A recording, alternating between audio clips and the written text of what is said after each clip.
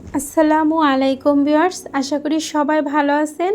আলহামদুলিল্লাহ আমিও ভালো আছি। চলে আসলাম নতুন আরেকটি রেসিপি নিয়ে। তো আজকে আমি আপনাদের সাথে শেয়ার করব মাংস পিঠা বা মোরগ শংসা পিঠার সহজ একটি রেসিপি। এটি এমন একটি পিঠা যা সারা বছরই খাওয়া যায়, তবে শীতের সিজনে খেতে বেশি ভালো লাগে। তো আজকে আমি আপনাদের সাথে এই পিঠার রেসিপিটা শেয়ার করব। তো চলেন চলে যাই মূল রেসিপিতে।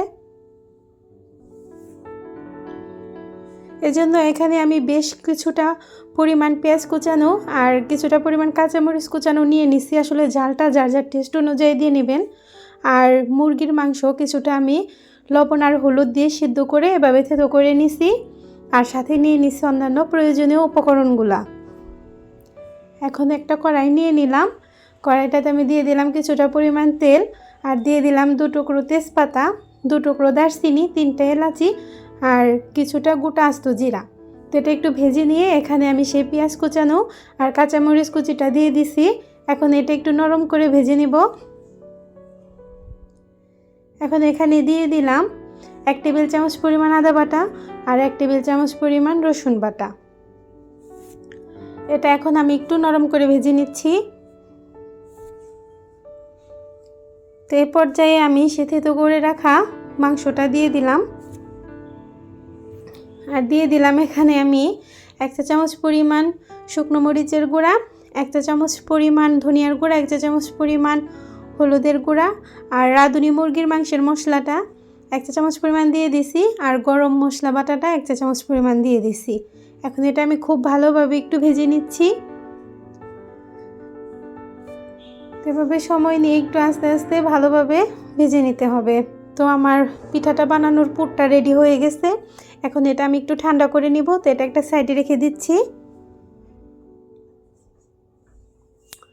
এখন পিঠা বানানোর জন্য আমি যে ডোটা তৈরি করব সেটার জন্য এখানে আমি 6 কাপ পরিমাণ শুকনো চালের গুঁড়াটা নিয়ে নিছি। এটা আমার বাসায় বানানো। এখন 6 কাপ চালের গুঁড়ার জন্য এখানে আমি 5 কাপ পরিমাণ পানি বসিয়ে দিলাম স্বাদ মতো লবণ দিয়ে। এটা আমি একদম ভালোভাবে বলকুনি তুলে নিব। তো ভালোভাবে যখন বলকুনি চলে আসছে তখন আমি এই চালের গুঁড়াটা এখানে দিয়ে দিব। যদি বাজারের কেনা শুকনো চালের গুঁড়া হয় তাহলে যে কয় কাপ চাল নেবেন সে কয় কাপই পানি লাগবে। আর যদি ঘরে বানানো হয় তাহলে যে কয় কাপ চাল নেবেন তার চাইতে 1 কাপ পরিমাণ পানি কম নিলেই আটাটা খুব ভালোভাবে তৈরি হয়ে যাবে। তো 5 মিনিটের মতো ঢাকা দিয়ে রাখছিলাম। এখন এটা আমি একটু নেড়ে চেড়ে খুব ভালোভাবে নেড়ে দিচ্ছি। এখন এটা আবার ঢাকা দিয়ে আমি চুলাটা অফ করে 5 মিনিটের জন্য রেস্টে রেখে দিয়েছিলাম। তো 5 মিনিট পর আমার আটাটা খুব ভালোভাবে তৈরি হয়ে গেছে। এখন এটা আমি গরম থাকতে থাকতে ভালোভাবে হাত দিয়ে মাখিয়ে সুন্দর একটা ডো তৈরি করে নেব।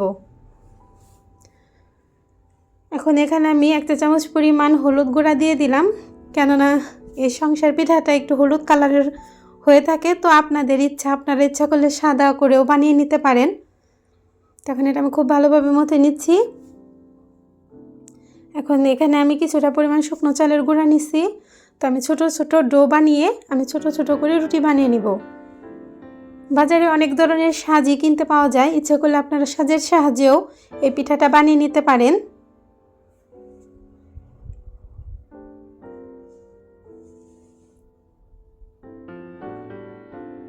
এখন আমি ছোট ছোট রুটি বেলে নিয়ে মাঝখান থেকে কেটে নিব।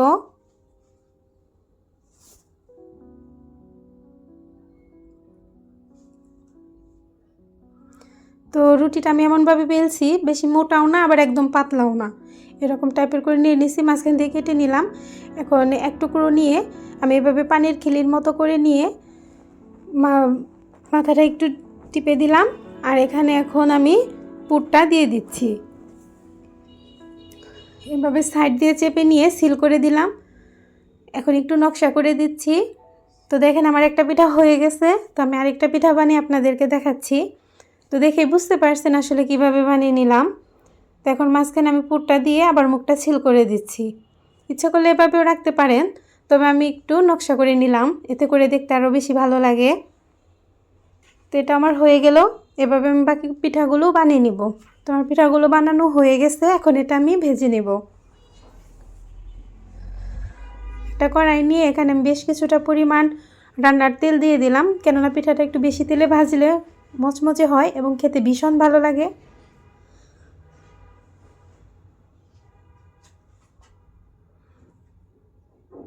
তো আমি 3 মিনিটের মতো একটা পাশ ভেজে নিচ্ছি। তো আমার একটা পাশ ভাজা হয়ে গেছে, এখন আমি উল্টে দিয়ে আবার অপর পাশটা ভেজে নিচ্ছি। তো আমার পিঠাটা ভাজা হয়ে গেছে, এখন এটা আমি নামিয়ে নিব।